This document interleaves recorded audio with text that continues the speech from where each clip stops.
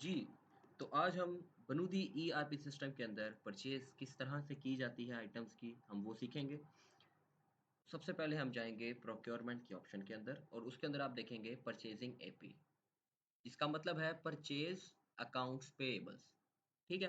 Accounts payables क्या होते हैं हमारे यहाँ अकाउंट्स पेएबल्स जब हम कोई चीज़ अपने वेंडर से खरीदते हैं आगे सेल करने के लिए, ठीक है? हम जब परचेज़ कर रहे हैं तो डेफ़िनेटली कभी कोई पॉसिबिलिटी हो सकती है कि हम अपने वेंडर से कोई चीज़ क्रेडिट पे ले लें, ठीक है? जब क्रेडिट पे लेंगे तो हम पेएबल हैं, हम अब उसको पे करेंगे पैसे बाद में उसके, तो इसलिए वी आर पेएबल्स तो इसलिए इसको हम परचेज़िंग अकाउंट्स पेएबल्स कहते हैं।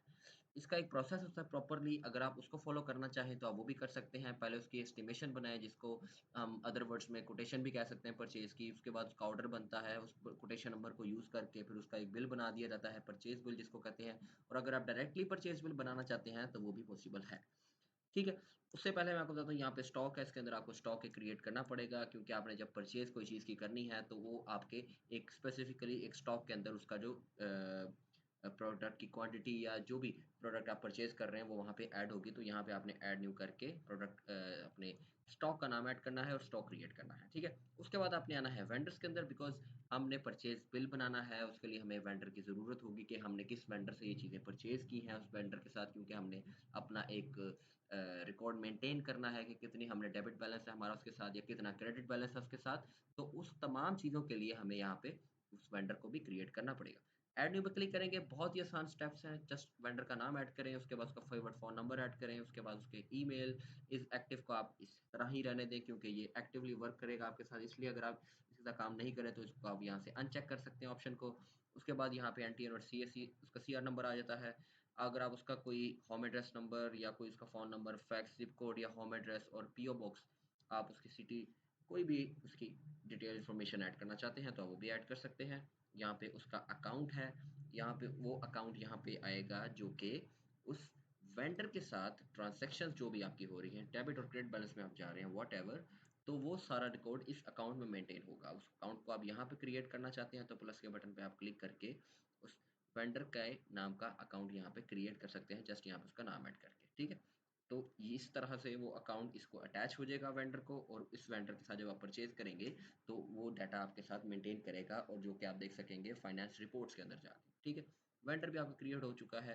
अब आपको मैं बताता हूँ कि परचेज़ एस्टिमेशन क्या होती है। परचेज़ एस्टिमेशन एक परचेज़ कोटेशन है, उसके अंदर आप जाके आपने जो प्रोडक्ट्स क्रिएट की हैं बुनियादी ईआरपी सिस्टम के अंदर, आप वो ऐड कर सकते हैं और उसकी कोटेशन बना के अपने एक स्पेसिफिकली एक वेंडर को बेच सकते हैं।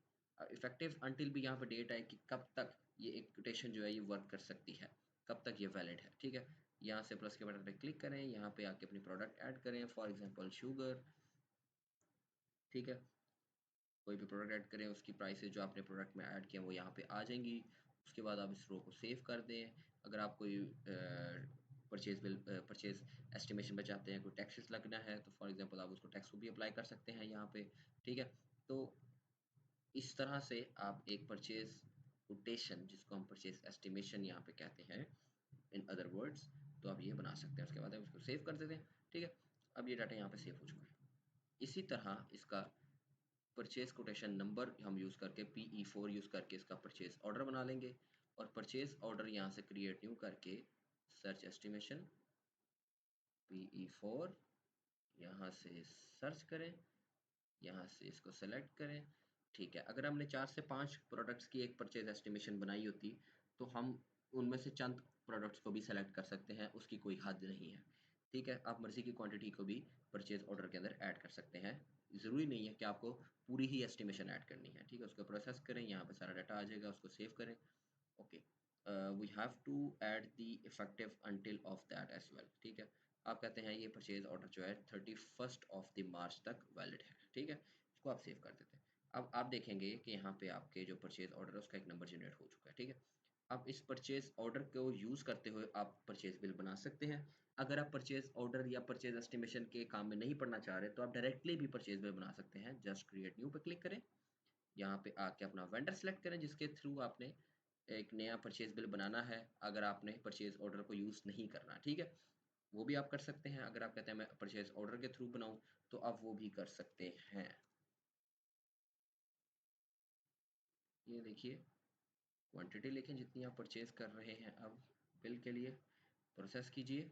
उसके बाद आप नीचे आके अपना पेमेंट मेथड भी बता सकते हैं कि किस पेमेंट मेथड के थ्रू आप इसको परचेज़ कर रहे हैं, ठीक है? अब नीचे आके अगर आप इसको डिस्काउंट आपको मिल रहा है वेंडर की तरफ से, और डिस्काउंट भी परसेंटेज के थ्रू भी ऐड कर सकते हैं, अमाउंट के थ्रू भी ऐड कर सकते हैं, ठीक है? तो इस तरह से ये आपका एक परचेज़ बिल जो है वो क्रिएट हो रहा होगा। अब यहाँ पे आते हैं सरप्लस एक्सपेंसेस। सरप्लस एक्सपेंसेस वो हैं जो एक्चुअली हमारे बिल में ऐड नहीं होते। For example they are the delivery charges, ठीक है? हम इसको डिलीवरी चार्जेस फॉर एग्जांपल कहते हैं, जो कि मैंने ये जो प्रोडक्ट्स अपने वेंडर से खरीदी हैं उसके मुझे कुछ डिलीवरी चार्जेस पड़े हैं, फॉर एग्जांपल 50 रियाल्स, ठीक है?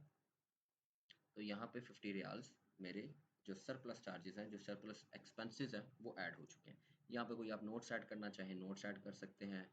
अगर आप कोई किसी स्लिप की, किसी बिल की यहाँ पे पिक्चर ऐड करना चाहें तो वो भी ऐड कर सकते हैं। यहाँ पे एक टैक्स ग्रुप आईडी अगर आप लगाना चाहते हैं, फॉर एग्जांपल आप कहते हैं कोई कोई वैट ग्रुप है, कोई आपका टैक्स आप यहाँ पे अप्लाई करना चाहते हैं तो आप वो भी कर सकते हैं, ठीक है? अभी मैंने इसका जो टैक्स है वो डिसेबल किया हुआ, इसलिए यहाँ पे इसको कैलकुलेट नहीं किया। लेकिन आप यहाँ पे जब अपना टैक्स ग्रुप अप्लाई करेंगे तो it will show here the cost of the amount of the tax which has been applied on this. जो टैक्स की कीमत यहाँ पे अप्लाई होगी इस टैक्स को सिलेक्ट करने के बाद, वो यहाँ पे उसको कैलकुलेट करने के बाद शो कर दिया जाएगा, और वो आपके जो वेंडर नेट अमाउंट है, जो आपका बैलेंस जो है उसमें ऐड कर दी जाएगी, या आप उसको उसके बाद सेव कर देंगे तो आपका जो परचेज बिल है वो बन जाएगा, ठीक है? अब यहाँ पे अकाउंट्स आपके अगर परचेज अकाउंट मैपिंग में कंप्लीट नहीं है तो आपको घबराने की ज़रूरत नहीं है। आपके यहाँ पे अगर आपको इस तरह का कोई डायलॉग बॉक्स शो होता है तो आपको घबराने की ज़रूरत बिल्कुल भी नहीं है। आप यहाँ पे अपने फॉर फॉर दैट पर्पज़ आप उस टाइम के लिए सिर्फ अपने उस अकाउंट्स को यहाँ पे ऐड करके प्रोसेस करें, आपका परचेज बिल क्रिएट हो जाएगा, ठीक है? उसके बाद आपको चाहिए आप जाएँ प्रोक्योरमेंट में, अपने परचेज अकाउंट मैपिंग में, ठीक है? अब आपने वहाँ पे परचेज अकाउंट मैपिंग में जाके आपने अपडेट करना है, आपने अपने उस स्टॉक को सिलेक्ट करना है जिसके अगेंस्ट आपने उस परचेज बिल को बनाना है, ठीक है?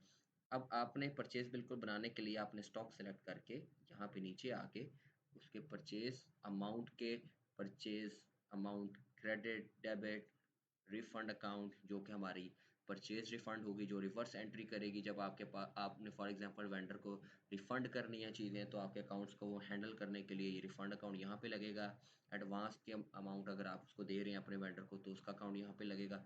तो इसी तरह से तमाम अकाउंट्स को यहाँ पे ऐड कर दिया जाएगा। टैक्सेस के भी होंगे, डायरेक्ट कोस्ट जो कि हमारे सरप्लस थे, तो तमाम अकाउंट्स को यहाँ पे ऐड किया जाएगा जो कि आते हैं हमारे पास फाइनेंस के चार्ट ऑफ अकाउंट्स में से, ठीक है? अब यहाँ पे आप चार्ट ऑफ अकाउंट्स ऐड कर सकते हैं इनकी अकाउंट टाइप के मुताबिक, इनकी बैलेंस शीट फैमिली के मुताबिक। फॉर एग्जांपल कोई एसेट का अकाउंट है, फॉर एग्जांपल कैश है, that would be an asset. Asset accounts की बैलेंस शीट फैमिली आप ऐड कर सकते हैं। तो इस तरह से आप तमाम अकाउंट्स को क्रिएट करके तो परचेज अकाउंट मैपिंग में उस स्टॉक के साथ अटैच कर देंगे।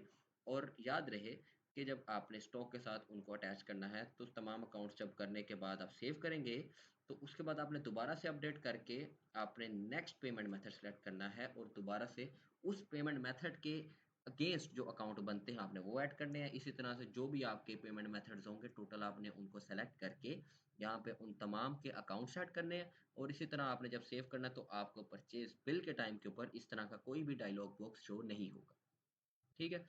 तो ख्याल रखिए, तब तक अपना कोई चीज़ पूछनी हो तो आप पूछ सकते हैं। Thank you very much.